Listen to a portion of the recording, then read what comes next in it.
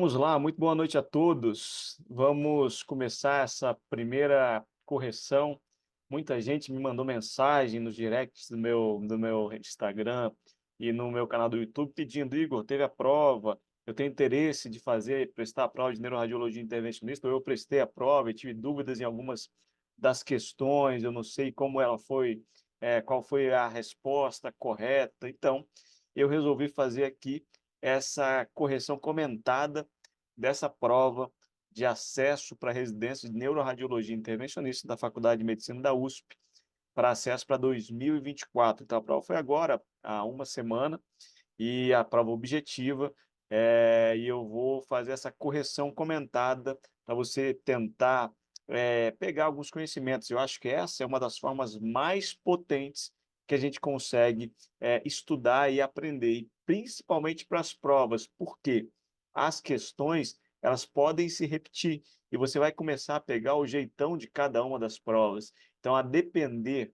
de onde você irá prestar a sua prova, a sua tão sonhada residência e vaga na neuroradiologia intervencionista, você precisa treinar, testar e ver aonde é o melhor local para você conseguir se dedicar para essa instituição. Então, hoje, eu vou fazer, talvez seja uma das instituições mais renomadas no nosso país, com uma maior relação de candidato-vaga do nosso país. Esse ano foram 17 candidatos para uma vaga de residência. Essa foi a relação para as vagas de neuroradiologia intervencionista, é algo que eu sempre venho falando, e eu fiz até um vídeo na semana passada comentando exatamente sobre isso.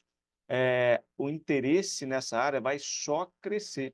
Nos próximos anos, essa relação candidato-vaga vai ficar cada vez maior. Ah, Igor, você é a mãe de nada? Não, eu só estou vendo aquilo que vai acontecendo com o tempo. De 10 anos para cá, como vem mudando a neuroradiologia intervencionista e aumentando cada vez mais o interesse. Eu quero fazer aqui com vocês, então, a correção desta prova.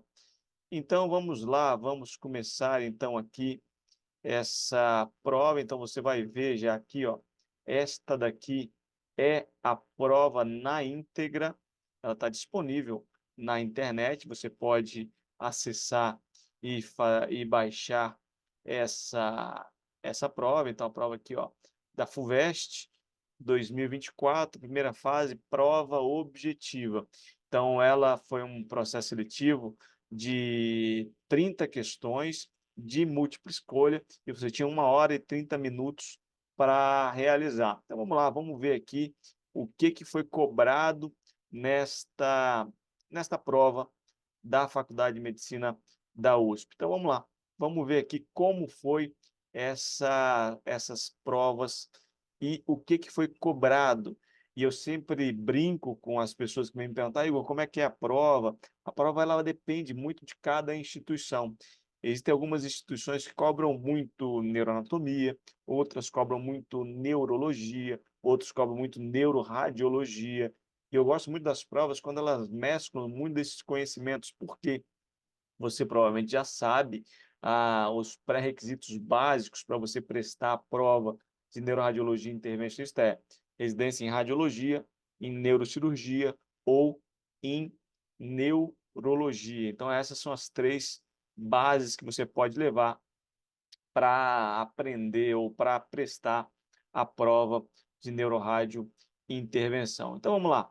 Primeira questão começa assim: a prova da USP, ela é muito baseada em casos clínicos. Você vai ver que aqui nessa prova haverão vários casos clínicos que você vai conseguir acompanhar, então. Vamos lá, primeira questão: textos para as questões de 1 a 3. Paciente masculino, 78 anos, hipertenso, há 30 anos em tratamento regular. Apresentou cefaleia de início súbito associada à confusão mental. Ponto. Cefaleia súbita já é um dado muito importante que você tem que retirar dessa história. Chegou ao hospital com 50 minutos. Ao exame clínico, apresenta bom estado geral, corado, hidratado, eupneico, PA 145/95, pulso de 92, saturando em ar ambiente 92%. O exame neurológico demonstra sonolência e atende, abre os olhos ao chamado verbal, compreende e executa ordens simples. E ele apresenta uma hemiparesia esquerda. completa e proporcionada grau 3. As pupilas isocóricas e fotorreagentes, reflexos de tronco preservado. O NIH stroke scale desse paciente é de 6. Realiza uma tomografia computadorizada de crânio sem contraste, conforme imagens a seguir. E aqui é a primeira imagem que já aparece para essa prova. Então, a gente vê que realmente uma tomografia de crânio sem contraste, cortes axiais, e eu já vejo essas hiperdensidades espontâneas no interior dos ventrículos. Os ventrículos estão até um pouco dilatados. A gente vê aqui no corno frontal, como ele está um pouco dilatado, e você vê aqui nesse corte um pouco mais inferior, que a gente vê essa hemorragia, essa hiperdensidade espontânea, a região do tálamo, do lado esquerdo, ela desce ali para o terceiro ventrículo também, e tem nos ventrículos laterais, nos cornos, no átrio do ventrículo também, essa hiperdensidade. E ela continua. Ao verificar os achados apresentados na tomografia, é solicitada a internação do paciente em UTI e a avaliação do neurocirurgião, que indica a realização de uma angiografia cerebral conforme imagens a seguir. E aí já começa a primeira imagem angiográfica da prova, já na primeira questão. Uma avaliação aí que a gente tem que fazer também dessa prova existem algumas formações ou informações ou conceitos que você vai aprender muito na sua residência de neurointervenção, mas você precisa ter alguns conceitos básicos e até já caiu em prova de título da residência de neurologia clínica, algumas imagens de angiografia, então você precisa ter um conceito base para você já cair, mas algumas provas cobram um conceito até um pouquinho mais aprofundado e você precisa também dominar isso. Então você vê aqui, ó, a imagem vertebral esquerda em PA, tá aqui a vertebral, basilar, a, a parte mais arterial, você vê que tem uma dilatação esquisita aqui na transição do segmento P2 da artéria cerebral posterior do lado direito, e aqui um enovelado vascular na região do terceiro ventrículo, aqui nessa região, e uma drenagem venosa precoce. Aqui a gente consegue ver um pouco melhor, né, a região do teto do mesencéfalo ali, na lâmina quadrigêmea também, nessa região você vê esse enovelado, com uma drenagem vascular precoce aqui, uma drenagem venosa precoce, vista aqui na vertebral esquerda também em perfil. E a injeção da carótida interna, um detalhe que pode passar desapercebido aqui, para quem não tem um olho muito bem treinado. Você vê que tem uma alteração aqui, ó, nessa pequena artéria, a artéria coroideia anterior esquerda, tem uma dilatação nessa região. A gente consegue também ver aqui nessa imagem. E ele pergunta: assinale qual o diagnóstico angiográfico desse paciente. Então já começa aqui um conceito que eu acho que é muito mais aprofundado que você que está entrando ou tentando prestar a neuroradiologia intervencionista. E já foi cobrado. Então ele pergunta aqui: qual o diagnóstico angiográfico? Letra A, malformação arteriovenosa. Bom, isso aí eu acho que ninguém vai ter dúvida, mesmo que você tenha um conceito muito básico de formação da neurointervenção. Um aneurisma intranidal e ectasia venosa, não conseguimos ver ectasia venosa nesse paciente, as veias de drenagem aparentemente são normais, e os aneurismas intranidais também não consigo ver nessas imagens que foram colocadas na prova. Então, deixa essa questão, a letra A, para lá. Ectasia venosa, eu tenho certeza que não. Aneurisma intranidal, eu não sei. Aneurisma pedicular, eu tenho um aneurisma pedicular nesse paciente, malformação arteriovenosa, os dois eu acho que sim, nós temos um aneurisma aqui no segmento P2 da artéria cerebral posterior do lado direito e um aneurisma também da coroideia anterior esquerda. Malformação arteriovenosa, assim, hipertensão venosa, eu não consigo ver hipertensão venosa nessa imagem. Eu vejo que tem uma drenagem venosa precoce, mas eu não vejo aquela estagnação de contraste na circulação venosa. Então, a letra B também a gente deixa de lado. Letra C, aneurisma distal, fístula arteriovenosa? Fístula arteriovenosa não. Aneurisma distal até que tem, né? Tem um aneurisma distal ali em P2. E pseudoaneurisma por hiperfluxo? Também. Eu tenho aneurisma por hiperfluxo aí também, né? Letra D. Letra D, pseudoaneurisma por hiperfluxo? Sim, eu tenho pseudoaneurisma por hiperfluxo. E um aneurisma pedicular também. E a malformação arteriovenosa? Bom, dentre as opções, a letra D seria a que está mais correta para esse caso. Então, você marca a letra D e vai ser feliz, já cumpre o seu primeiro ponto, que já é uma questão que já te deixa um pouco inseguro. Nossa, já caiu uma geografia aqui, meu Deus do céu, será que eu devo saber isso ou não?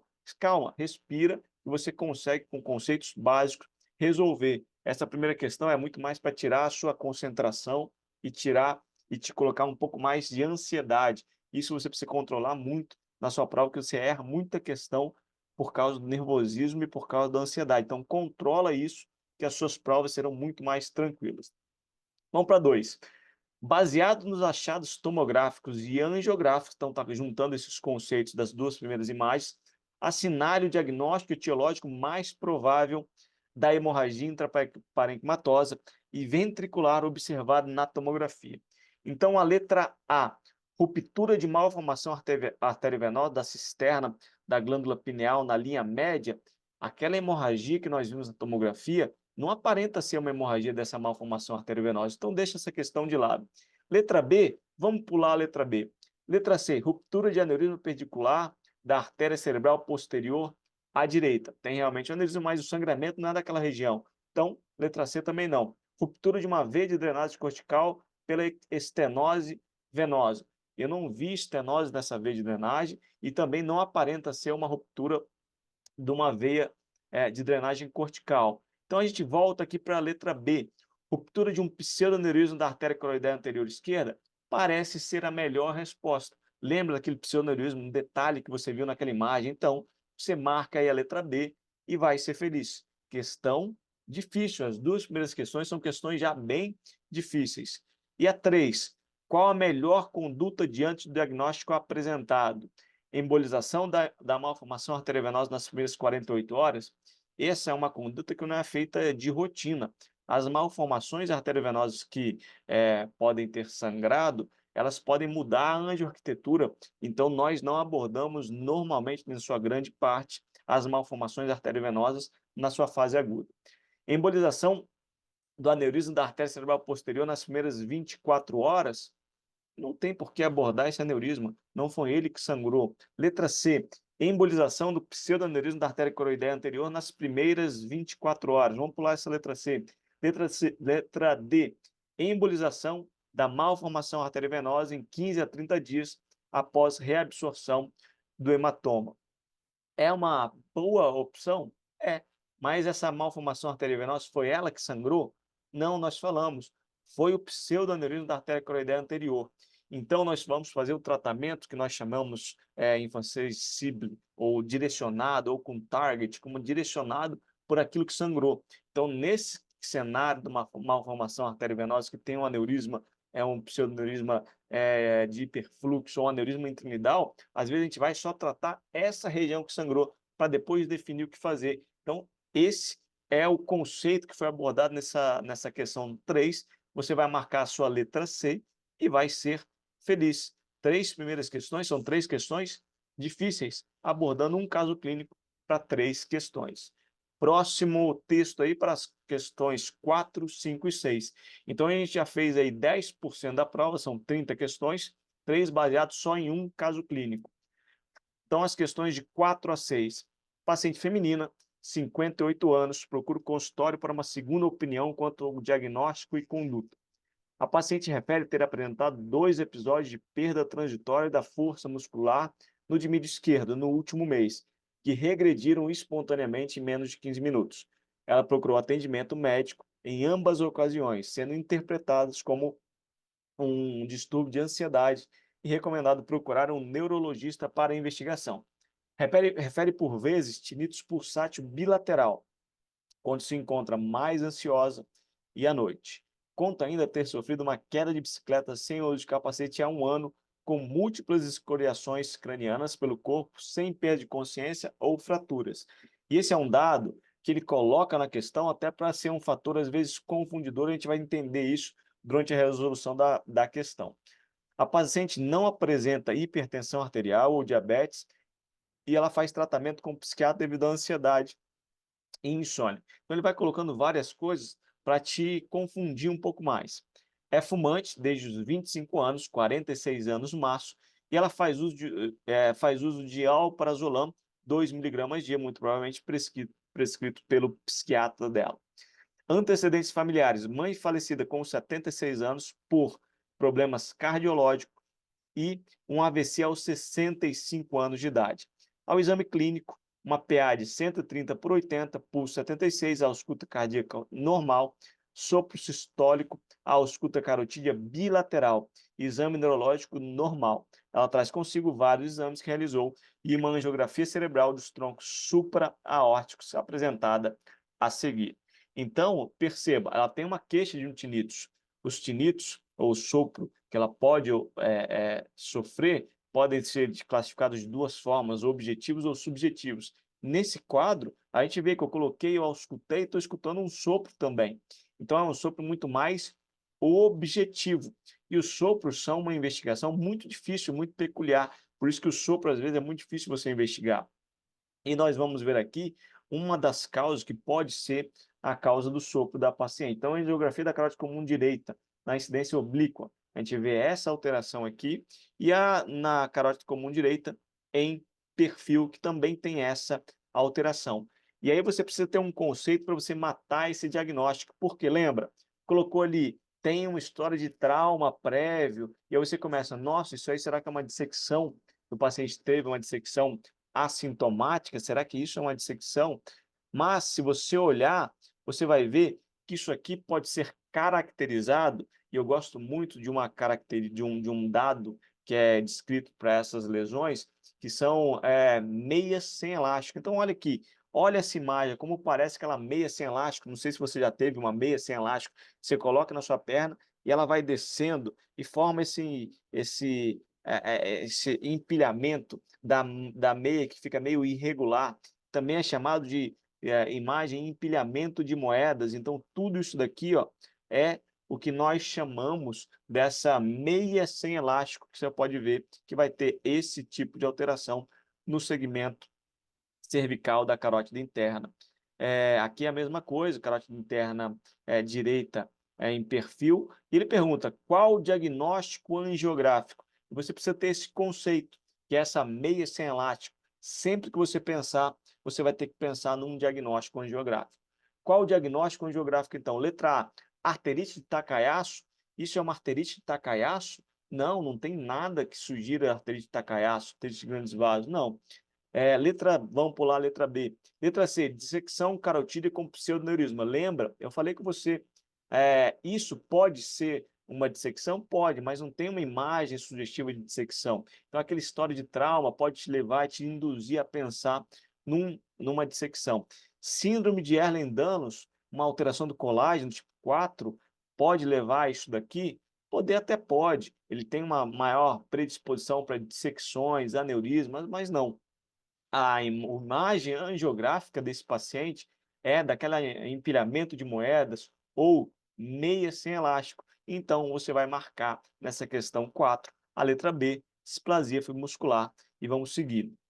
Assinale a conduta correta para o diagnóstico. E aqui ele começa a ver, se você errou a de cima, você vai embarcar também na errada, na de baixo. Letra A, corticoides ou imunossupressores, dependendo da resposta terapêutica, é uma vasculite? Não, então tira isso da sua jogada. Colocação de stents telescopados da entrada da carótida no crânio até o bulbo carotídeo. Vão fazer aquele full metal jacket para o paciente? Não, não é isso também. Antiagregação plaquetária, reconstrução da anatomia arterial com stents diversores de fluxo. Então, ele dá duas opções para o tratamento endovascular e você fala, não, se eu estou numa prova de neuroradiologia intervencionista, vai ser o tratamento endovascular. Não, aqui a resposta é a resposta correta para os pacientes com displasia fibromuscular. Você vai dar antiagregação plaquetária, resposta da 5, a letra C. Então, você acertou a quarta, você acerta a quinta também. E a sexta já começa a aprofundar um pouco mais. O paciente apresenta alterações angiográficas semelhantes na carótida interna cervical e um achado adicional a nível intracraniano assinalado pelas setas nas imagens a seguir. Então, você vê aqui, ó, a carótida esquerda em perfil com aquelas mesmas alterações que nós vimos no lado contralateral, e tem aqui, ó, uma dilatação sacular, né, bem pequena, deve ter aí 2 milímetros nessa região. Aí ele vai começar a perguntar para você o que nós devemos fazer. Assinale a alternativa à afirmação correta.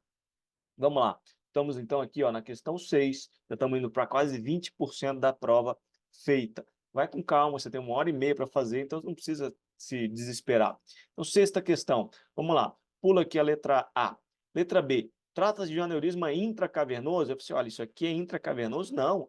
Isso aqui já está mais no segmento oftálmico, ou também chamado segmento paraclinoideu, essa lesão voltada medialmente, segmento paraclinoideu, então pode ser chamado de segmento oftálmico, pode, a depender da classificação que você utiliza, ou segmento paraclinoideu, então pode ser, pode, vamos lá, ela voltada medialmente, pode ser chamada de região do cavo carotídeo também, ela é mais baixa, mas vamos colocar aí, intracavernoso? Não. Trata-se de aneurisma paraclinoideu, não há relação entre os achados no nível extracraniano e a indicação do tratamento endovascular devido ao risco de ruptura. E ele mistura alguns conceitos aqui que você precisa saber nessa questão 6. É um aneurisma paraclinoideu? Podemos falar que sim. Ele não há relação com os achados no nível extracraniano? A indicação de tratamento endovascular devido ao risco de ruptura é um aneurisma muito pequeno. Esse tipo de aneurisma é melhor você acompanhar, seguir. Aneurisma pequeno, vamos tratar esse tipo de paciente. Trata de um aneurisma paraclinoideu que, por estar associado à doença de base, apresenta indicação de tratamento devido ao maior risco de ruptura, mesmo que pequeno, menor que 7 milímetros. Não, a relação não é essa. Aí vamos voltar na letra A. A doença de base observada nas artérias carótidas extracranianas não aumenta o risco de ruptura e não há indicação de tratamento em aneurisma com este tamanho e localização. Letra A é a resposta. Não aumenta o risco de ruptura, mas nós sabemos que a displasia fibromuscular pode aumentar, sim, o risco de desenvolvimento do aneurisma. Questão 7. Assinale avalie, perdão, as imagens angiográficas a seguir. E aí essa questão, ela envolve um conceito que você precisa saber lá da anatomia, juntada à embriologia, para você conseguir matar essa questão. Muita gente vai achar a questão difícil, mas são conceitos simples que você precisa dominar. E isso aqui eu abordo muito no curso IPNRI, tanto no módulo de anatomia quanto no módulo de embriologia, meu curso dedicado para a neuroradiologia intervencionista. E quem fez o curso consegue matar essa questão de forma muito simples. Então vamos lá. Angiografia carotídea direita em PA, a gente vê que é a carótida interna direita, em PA, sem subtração óssea, aqui com a imagem nativa, e em perfil. E o que eu começo a ver aqui? Sempre que você olhar algumas coisas, você tem que conseguir tirar dados importantes para você ter conseguir fazer o seu diagnóstico. Então, o que nós temos aqui? Eu tenho um vaso que ele sai do segmento cavernoso do seu joelho posterior do segmento cavernoso da carótida interna, a gente consegue ver aqui na imagem sem subtração, e vai para o terço médio da artéria basilar. Então, eu vejo aqui ó, a injeção da carótida irrigando o terço médio da basilar e toda a parte posterior da basilar. O que é isso aqui? Eu tenho uma artéria que se origina do segmento cavernoso da artéria carótida interna, comunicando o terço médio da artéria basilar. Isso tem um nome. Eu sei que quando eu tenho uma artéria que sai do segmento cavernoso e vai para o terço médio da artéria basilar, isso é uma comunicação carótido-vertebral ou vértebro-carotídea primitiva, que ela é muito presente no embrião, mas ela desaparece com o evoluir. Mas, em alguns adultos, ela se mantém. Então, além daquela comunicante posterior, que a gente sabe também, tem esse tipo de alteração, chamada de artéria trigeminal persistente. Primitiva, persistente, você pode ver esses nomes. Mas por que ela é persistente? Porque ela vem do embrião, ela normalmente desaparece e ela persiste. E é exatamente isso que você está vendo nessas imagens aqui. Uma artéria trigeminal persistente. E aqui tem uma aquisição rotacional tridimensional da carótida direita. Eu vejo aquilo que eu falei com vocês, ó, um ramo saindo do segmento cavernoso, indo lá para o terço médio da artéria basilar. Então, isso eu sei que é artéria trigeminal persistente. Ponto, acabou. Isso é muito abordado no curso, no módulo de embriologia do curso IPNRI. E aqui você pode ver uma outra variação anatômica muito interessante que a gente fala muito também no curso IPNRI. Aqui eu vejo a artéria oftálmica, tem até uma dilatação sacular se originando ali da origem da artéria oftálmica, muito pequeno, mas há. e eu vejo uma outra artéria nascendo também do segmento cavernoso e indo para a região da artéria oftálmica. Aqui no perfil você consegue ver isso melhor. Isso aqui também é algo que é presente no embrião e depois regride, que é o que? A dupla origem da artéria oftálmica, algo que a gente aborda muito também no curso IP-NRI. E com isso, só vendo isso, a gente vai passar então aqui para essa questão número 7, com essas imagens, nós vamos tentar resolver, com base nas imagens observadas, assinale a alternativa correta. Letra A. Existe uma fístula carótido basilar. Fístula? Isso é uma fístula? Não, já arrisca isso aí. Quem fez essa questão estava bêbado quando fez essa questão, botar uma fístula, você fala, não, você está de brincadeira, isso não é fístula. Existem variações anatômicas caracterizadas pela persistência da artéria trigeminal. Então, persistência, estamos aqui na letra B, persistência da artéria trigeminal e persistência da artéria oftálmica ventral a partir do tronco inferolateral. Aqui ele confundiu, ele misturou algumas coisas. Se você dominar o conceito, você sabe que ele misturou. Por quê? Quem persiste é a artéria oftálmica dorsal, que sai do segmento cavernoso, e sim, do tronco inferolateral, seu ramo anteromedial. Então, ele misturou algumas coisas, colocou coisas corretas com coisas erradas para tentar te confundir. Também letra B, errada. Letra C, vou pular. E letra D, existem variações anatômicas caracterizadas pela persistência da artéria hipoglossal e persistência da artéria oftálmica dorsal. 50% correto. A artéria hipoglossal ela é muito mais inferior, ela não sai do segmento cavernoso, ela não vai para o terço médio. Esquece. A mais comum persistência dessas anastomoses carótido-vertebrais do embrião é a artéria trigeminal persistente. Então, voltamos para a letra C. Existem variações anatômicas caracterizadas pela persistência da artéria trigeminal e origem dupla da artéria oftálmica pela persistência da artéria oftálmica dorsal. Uma questão dificílima, muito difícil, mas com conceitos que você aprende no módulo de anatomia e módulo de embriologia, você consegue matar-se com uma tranquilidade enorme. E até quem viu, e quem me segue no Instagram, viu que eu falei muito sobre a artéria oftálmica dorsal também, sobre isso, alguns conceitos que te ajudaria. Quem me acompanha, então, no Instagram, já matou essa questão só por ser meu seguidor, mas você precisa aprofundar o seu conhecimento. Por isso, existe o curso IPNRI. Textos para as questões de 8 a 10. Paciente sexo feminino, 64 anos, após infecção por Covid-19 em 2020, iniciou o quadro de dor retromastoide à esquerda. A investigação do caso naquela ocasião diagnosticou uma trombose do seio lateral. Muita gente relaciona, né, a Covid-19 com o processo de trombose, existem explicações fisiopatológicas para isso também. E da veia jugular interna esquerda. A paciente foi anticoagulada com Eliquis, 2,5 de 12 em 12 horas, e fazer segmento com ressonância magnética, até que, no último exame, foi suspeitado da presença de uma alteração vascular. No interrogatório, a paciente relatou ouvir um tinnitus pulsátil do lado esquerdo, há alguns meses, mais uma questão de tinnitus. E as imagens da angiografia cerebral, a qual a paciente foi submetida a seguir. Então, eu vejo aqui uma angiografia da carótida comum esquerda, em perfil, uma angiografia da artéria comum esquerda na fase mais arterial e fase mais venosa. E eu vejo aqui, ó, tem ramos da carótida externa, ramos da artéria occipital, ramo mastoide, passando aqui ramos transossos para ir para o seio sigmoide. Tenho também aqui, eu vejo, ó, por essa imagem, a artéria meningea média também, que vai ser mais bem demonstrada mais à frente. Eu vejo aqui, ó, na imagem em PA, em perfil da artéria carótida comum esquerda, eu vejo também a artéria meningea média caminhando ali.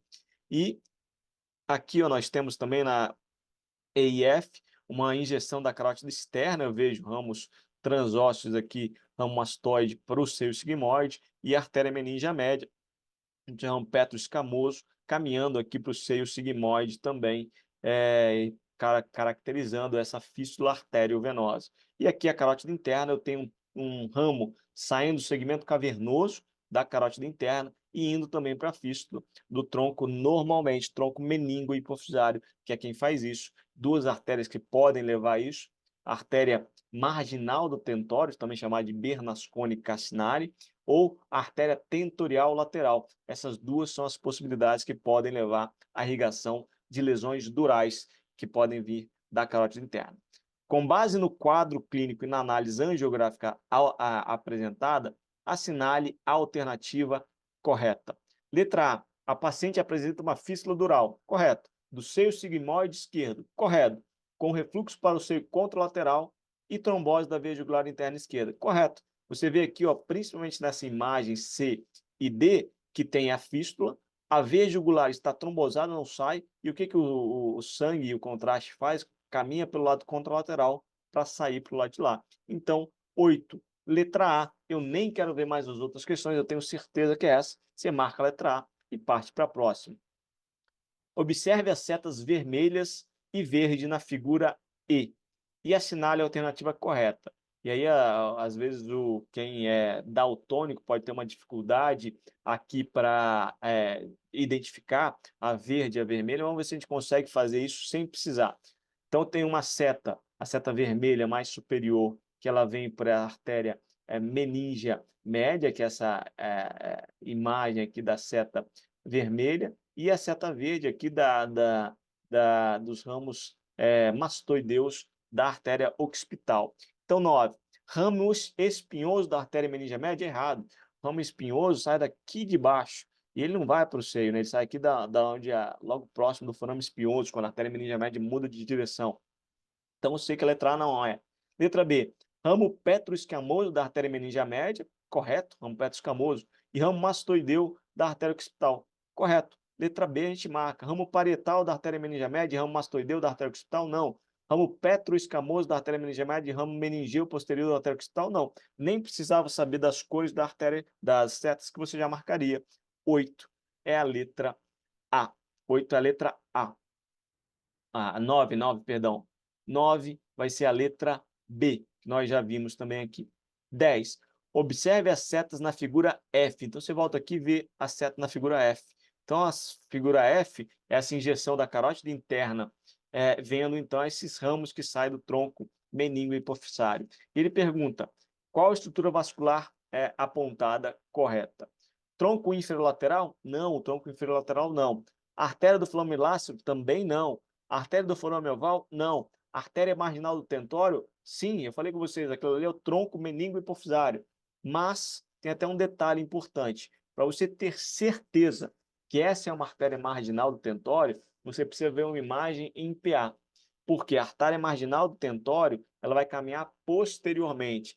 Já a artéria tentorial lateral ela caminha lateralmente. Mas pode ser uma das duas, nós não vamos discutir com a questão, você marca a letra C e vai ser feliz. 10 é a letra C. Questão número 11. Observe as imagens angiográficas a seguir e vamos ver o que ele mostra aqui. Então, tem uma angiografia da carótida interna em PA, a angiografia da carótida interna em perfil, e nós vemos aqui a seta, está vindo alguma conexão da artéria oftalmo com um ramo, está vindo muito mais aqui, ó, por fora, é um ramo mais reto, não parece uma artéria pial, e está vindo assim, ó, caminhando aqui mais reto, né? Tanto aqui no PA quanto no perfil. E aí ele faz uma injeção da carótida esquerda, externa, e eu vejo só artéria temporal superficial, maxilar, occipital, e eu não vejo artéria meningea média. Bom, já acabou a questão. Em relação às imagens apresentadas, sinal alternativa correta quanto ao diagnóstico apontado pelas setas. A. Artéria meningea anterior com origem da artéria cerebral anterior? Não, não vejo nada disso. Fístula dural meningo-orbitária? Não vejo nada de veia precoce ou comunicação de uma artéria com uma veia. C. Artéria meningea média com origem da artéria eftálmica? Correto. Você marca 11, a letra C. 12. 12 é uma questão que ou você sabe ou você não sabe. A lesão renal induzida pelo contraste apresenta um mecanismo fisiológico relacionado à sua ocorrência. Assinale a alternativa que apresenta o mecanismo fisiológico correto. 12. Letra A. Apoptose e necrose tubular devido à nefrotoxicidade direta, desencadeando por aumento da viscosidade dos túbulos renais? Correto. É isso que acontece. Então, a 12 é a letra A. 13. Em relação aos ramos do tronco meningo hipofisário, assinale a alternativa correta. Então, ele está perguntando aqui do tronco meningo hipofisário, quem que sai do tronco meningo hipofisário? A artéria do forame redondo? Não, a artéria do forame redondo vai ser uma comunicação da carótida externa com a carótida interna. Artéria hipofisária superior e artéria de Bernasconi-Casinari. Bernasconi-Casinari está corretíssimo, mas só ela. Letra B, artéria hipofisária inferior, artéria marginal do tentório e ramos do clivus.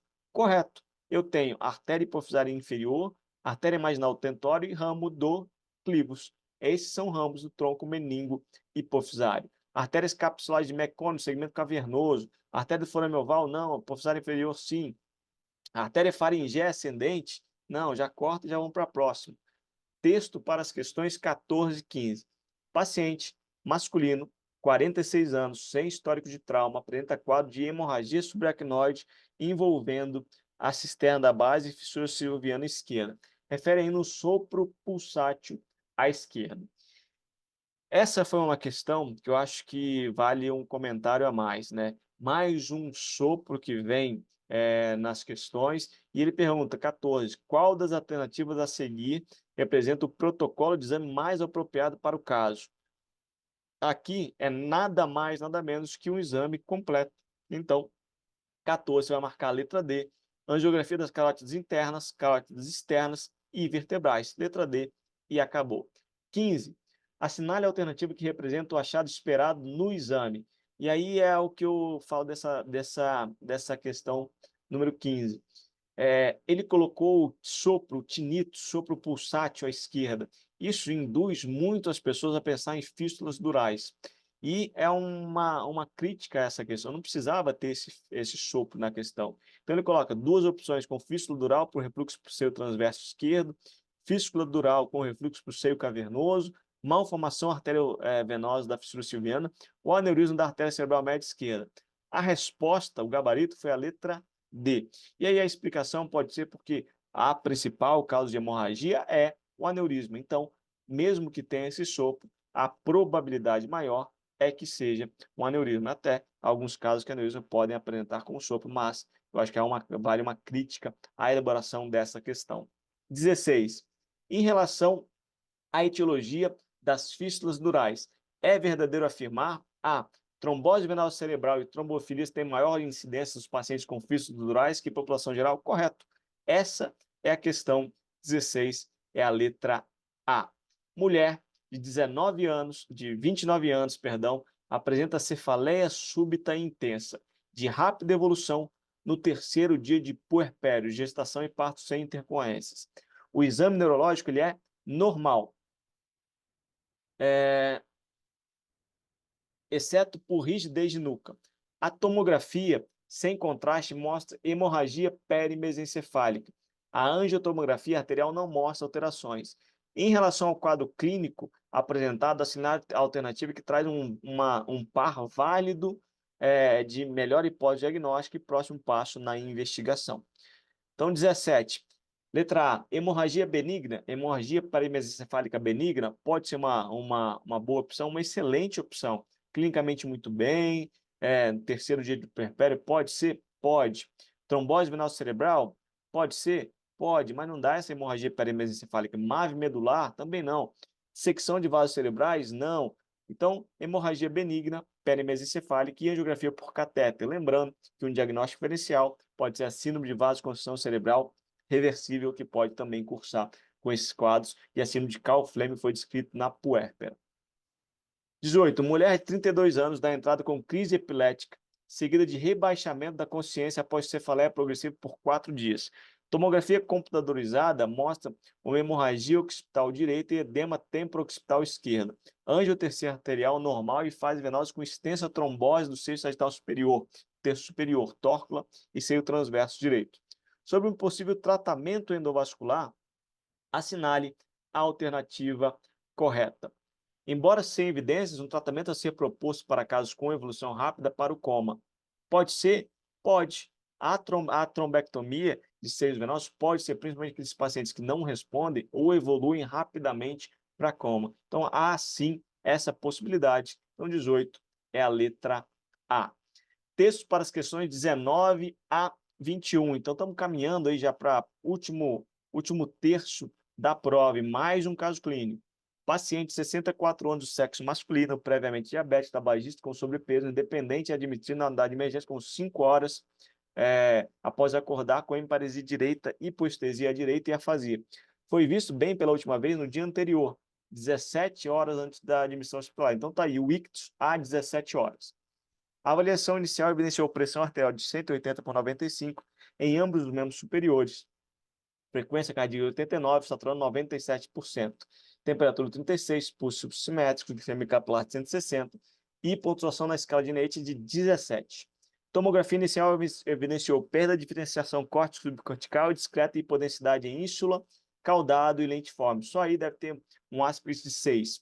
Além de hiperdensidade na topografia da artéria cerebral média esquerda. Então, provavelmente, uma oclusão da cerebral média esquerda. A angiotomo dos vasos cervicais intracranianos evidenciou estenose do bulbo carotídeo esquerdo e oclusão do segmento horizontal M1, pré-bifurcação da artéria cerebral média esquerda, além de circulação colateral semelhante ao hemisfério contralateral, ou seja, tem uma circulação colateral muito boa, já que ele está descrevendo aí.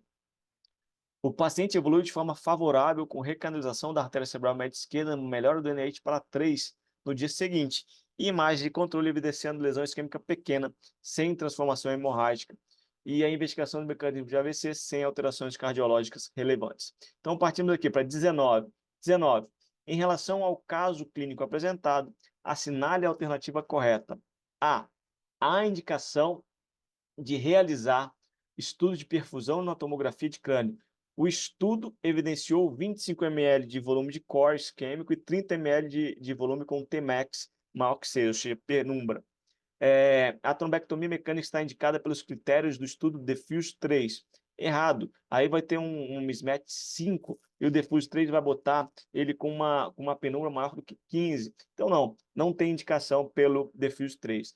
A indicação de realizar ressonância magnética de crânio, que evidenciou o Blooming Artifact, ou seja, na sequência SWI, onde você vê muito bem cálcio e sangue, tem sangue parado no segmento M1, isso é um indício de uma oclusão do cerebral média, com volume de alteração de sinal de 25 ml na sequência de fusão e 24 ml na sequência flare. A ausência de mismatch flare de fusão. A trombectomia está indicada pelos critérios do estudo Dow. Essa foi a resposta o gabarito, a letra B. E por quê? Se você pegar o Down, ele divide em 3 grandes grupos. O grupo A, aqueles pacientes maiores que 80 anos, não é o caso do nosso paciente. O grupo B, aquele paciente de menos de 80 anos, com NIH maior do que 10 e um volume de isquemia menor do que 31, que é o que o paciente tem também. Então, ele teria indicado pelo estudo Down, sim, para realizar. Então, seria essa a resposta. Ele brincou aí com os critérios Down e Diffuse 3. O paciente não seria candidato para avaliação da trombectomia mecânica dos critérios de estudo Mr. Clean Late, pois já apresenta mais de 16 horas desde a última vez visto bem. Aqui ele misturou dois conceitos. O estudo Mr. Clean Late, que foi até 24 horas, com o estudo Diffuse 3, que foi até 16 horas. Então, está errado. A presença de circulação colateral semelhante ao hemisfério contralateral indica que não há necessidade de avaliação de trombectomia. Claro que não tem nada a ver, até o paciente colateral ganha tempo, por isso que talvez ele tenha ficado bem mesmo com tanto tempo de oclusão. Em discussão sobre a melhor estratégia para prevenção secundária devido à estenose do bulbo carotídeo esquerdo, assinale a alternativa correta. 20, letra A. O grau de estenose segundo os critérios de estudo NACET, sempre isso também é cobrado nas provas, deve ser calculado utilizando o diâmetro da luz no vaso do ponto de maior estenose em relação ao tamanho da parede externa do vaso no mesmo ponto. Uma estenose acima de 70% é indicativo de revascularização carotídea. Não, o NACET é estenose com vaso distal. NACET, estenose com vaso distal. Esse é o critério NACET. Então, letra C está errada.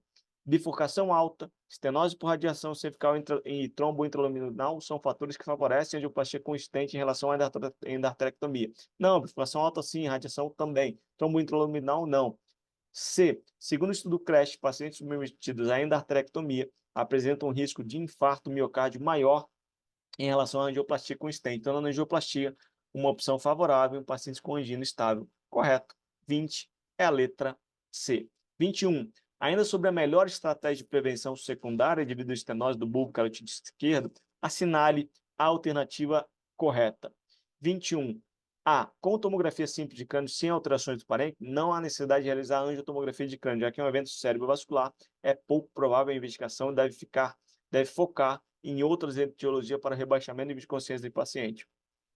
Não, está errado. B. Não há necessidade de realizar angiotomografia de crânio, pois, segundo os critérios dos estudos Attention e Bausch, o paciente não seria elegível para trombectomia mecânica, já que apresentou início de sintomas há 16 horas. Foi até 24 horas, né? Então, o estudo Attention também errado. 21. C.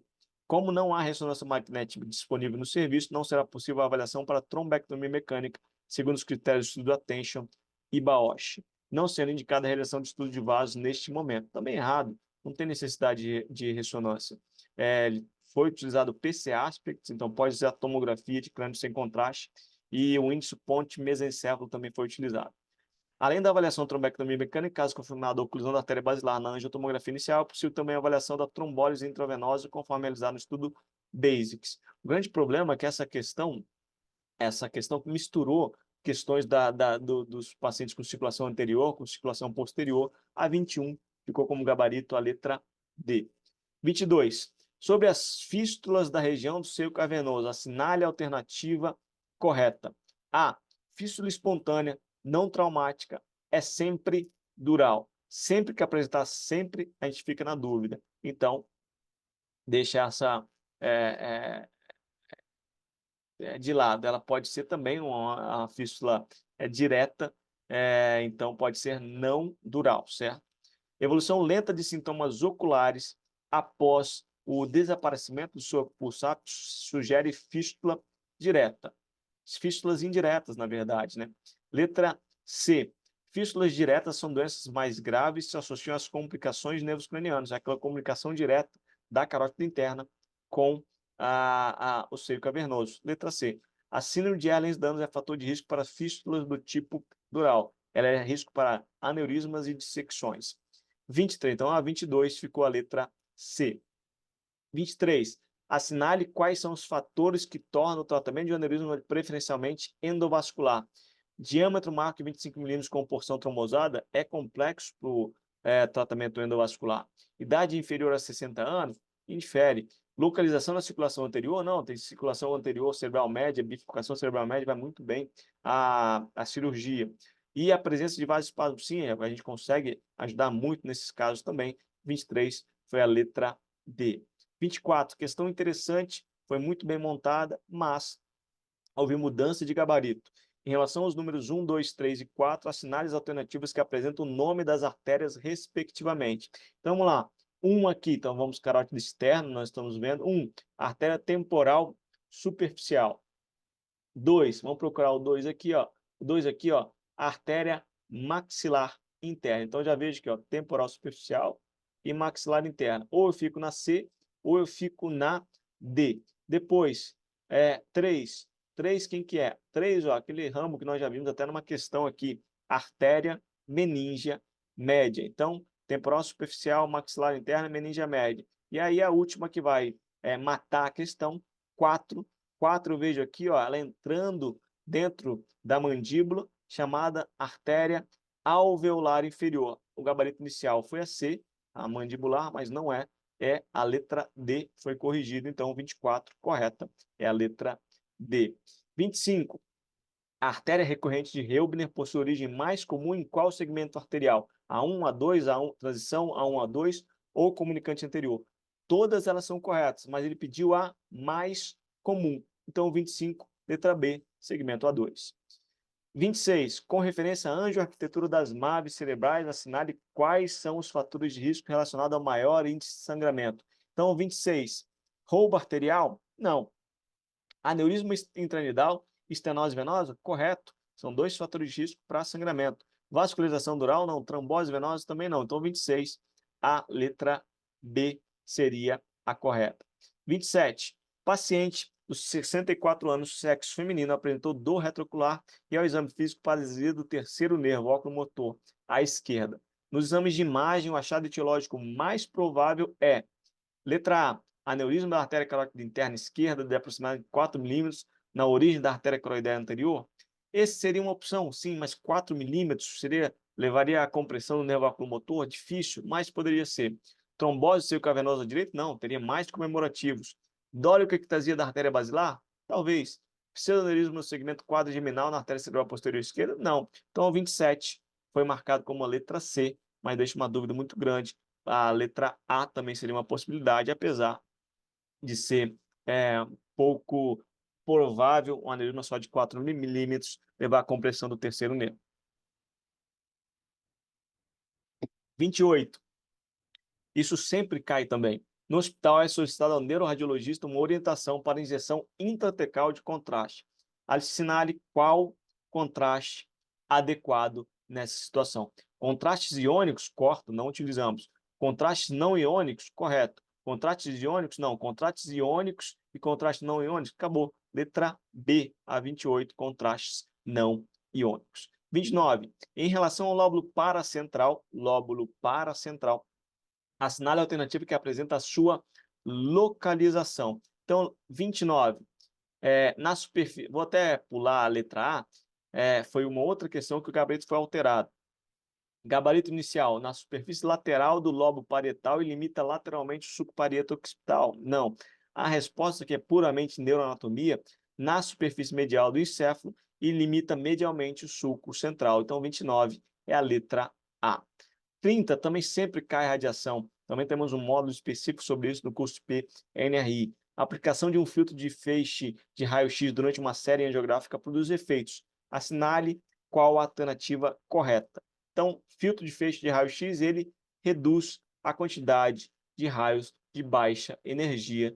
Letra B, você marca e vai ser feliz, terminando assim a sua prova e fechando essas 30 questões. Vocês perceberam que tem muito caso clínico, tem algumas coisas que você precisa saber, mas você consegue conceitos muito importantes, dominar essa prova e sair muito feliz dela, tá certo? Foi um grande prazer estar com vocês e fique atento que haverá novas correções aqui. Tem mais uma prova já que já foi feita no início do mês e logo mais também terá correção aqui comigo, tá certo? Um grande abraço e fiquem com Deus todos vocês.